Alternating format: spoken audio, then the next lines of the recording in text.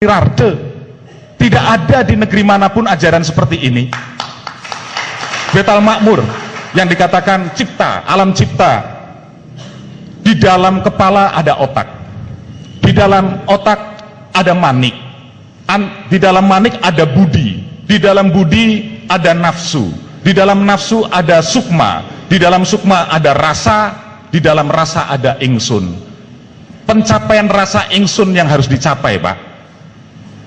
Di alam rasa juga demikian, sehingga masing-masing ini yang dikatakan ada 7 unsur yang dikatakan nembusi bumi sapitu, langit sapitu. Ini yang harus menyatu. Kalau cipta rasa menyatu, maka karsa insya Allah akan baik, sehingga akan membuahkan karya yang baik. Tetapi kalau cipta berjalan sendiri tanpa rasa, jadinya carut marut seperti Nusantara seperti ini, karena hanya mendewakan akal. Saya juga anak sekolahan, Pak. Jadi selama berjalan ini ternyata tidak gampang saya membuang ilmu pengetahuan, karena semua harus kosong. Selama otak kita terjebak, terjerat, terikat kepada dalil dan dogma, kita tidak akan mencapai sisi spiritualitas. Omong kosong itu. Maka ilmu tanpa laku adalah kesia-siaan belaka. Tapi laku tanpa ilmu terjadi penyimpangan. Sehingga berjalan harus berguru, karena kalau tidak berguru namanya pemimpinnya atau walinya wali setan, dikatakan begitu, sehingga akan terjebak kepada penyimpangan. Jadi manusia hidup harus memiliki guru, dan itu adalah sabda yang sudah turun sejak pertama Bhagavad Gita. Rahasia yang paling utama adalah ketika seorang brahmacari bertemu dengan guru rohani sejati, seperti perjalanan Bima bertemu dengan Dewa Ruci, seperti pertemuan Nabi Musa dengan Nabi Khidir. Hakikat, Pak, syariat tanpa hakikat adalah kekosongan belaka. Sama, hakikat pun tanpa syariat itu bid'ah atau penyesatan, sehingga dua ini harus berjalan. Disinilah konsep Siwa Buddha. Dua dat yang berbeda tetapi harus menyatu. Nah, intinya, Pak, selama saya di Lombok ini, saya menemukan satu hakikat 3 alam yang tadi saya sebut.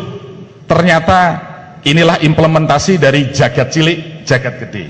Sehingga Nusantara sebagai tubuh manusia, 3 alamnya ada di Jawa, Bali, Lombok. Inilah roh Nusantara. Jawa, Bali, Lombok adalah Jabal. Jabal itu adalah gunung yang kokoh, Jabal Nur. Segitiga. Segitiga adalah gunung. Segitiga adalah candi. Sehingga segitiga ini, gunung itu adalah lambang jati diri manusia. Sehingga ketika itu Nabi Musa pun ingin bertemu dengan Allah, pandanglah bukit itu. Ini yang menjadi kawruh di dalam meditasi. Ketika kita konsentrasi, kita harus melihat ujung hidung kita, itu segitiga, Pak. Artinya kita memandang diri sendiri. Sehingga Lombok, kalau di dalam kawruh Jawa, di dalam ritual Jawa, dipasang paling atas pada tumpeng, sehingga Lombok sebagai alam cipta.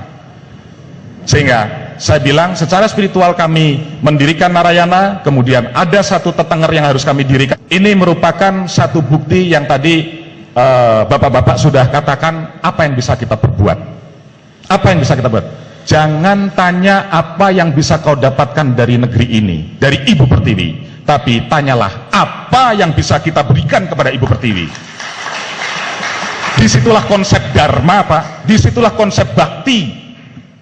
Setelah manusia memahami ilmu yang tinggi sekalipun, ujung-ujungnya adalah bakti.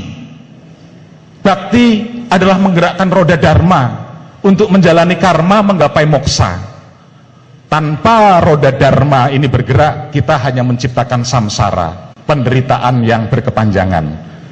Sehingga sebagai akhir kata, karena waktu sudah habis, mungkin bisa dilanjutkan pertemuan-pertemuan berikutnya. Intinya, Pak, kami nyuwun pangestu kepada para pini sepuh di Lombok ini. Saya mumpung ketemu, saya ingin kula nuwun, karena banyak misteri yang harus digali di sini, yang harus tindak